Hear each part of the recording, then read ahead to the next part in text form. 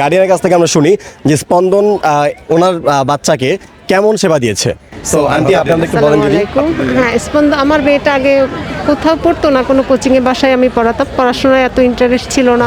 কোচিংয়ে পড়ানোর পরে বা ওর ফ্রেন্ডদের দেখে, টিচারদের সার্ভিস দেখে বা ওনারা খুব বাচ্চাদের পড়ার খুব বাসায় তার পড়ার ইন্টারেস্ট আরও বেড়ে গিয়েছে এবং তার পরীক্ষায় ভালো করার যে টেন্ডেন্সি। যাক আলহামদুলিল্লাহ আলহামদুলিল্লাহ। তো আন্টি আপনি তাহলে আমাদের স্পন্দন পরিবারকে কি বলতেছেন, একটু সাজেশন দেন যে আমরা কি করবো নেক্সট ইয়ারে, আপনার জন্য কি করলে ভালো হয়?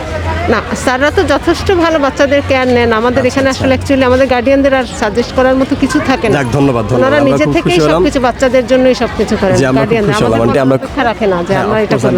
বিশেষ করে সোহান স্যার সব দিকেই খেয়াল রাখেন আমাদের বাচ্চাদের। দেখছেন তো আমাদের স্পন্দন পরিবারের যে সোহান স্যার, উনি সব দিকে বাচ্চাদের খেয়াল রাখে। এটা আমি বলি না, আমাদের অভিভাবক বলেছে। সিকিউরিটি, বিশেষ করে মেয়ে বাচ্চাদের সিকিউরিটি, সবকিছুর দিকে স্যারদের নজর আছে। আমরা হ্যাঁ অফকোর্স, এই জন্য আমি বাচ্চাকে পাঠিয়ে আমার কোনো টেনশনও হয় না যে আমি বাচ্চাকে ওখানে দিয়েছি, ওখানে স্যার আছেন বা স্যাররা আছেন, ম্যাডাম না থাকলেও কোনো প্রবলেম নেই। আন্টি তাহলে আপনি অন্য অভিভাবকদের জন্য আপনি কি বলবেন, বাকি গার্ডিয়ানদের জন্য কি বলবেন? না, আমি মনে করি যে এখানে দিলে বাচ্চার পড়াশোনা, ইভেন বাচ্চার সিকিউরিটি নিয়ে, সেফটি নিয়ে কোনো রকম টেনশনে থাকতে হবে না। বাসায়ও তাকে মা যদি সময়ও না দেন, পড়াতে না পারেন, গাইড না করেন, ইনশাল্লাহ কোনো প্রবলেম হবে না।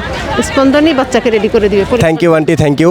তো আমরা আপনারা কিন্তু শুনতে পারছেন যে স্পন্দনের অভিভাবক বলতেছে সিকিউরিটি নিয়ে কোনো প্রবলেম নাই এবং পড়াশোনা নিয়ে কোনো প্রকার প্রবলেম নেই। তো আমি আশা করব যে আন্টির মতো বাকি যে গার্ডিয়ানরা আছে সবাই তাদের বাচ্চাদেরকে আমাদের স্পন্দনে কোচিং করানোর জন্য কোনো প্রকার দ্বিধাবোধ করবেন না।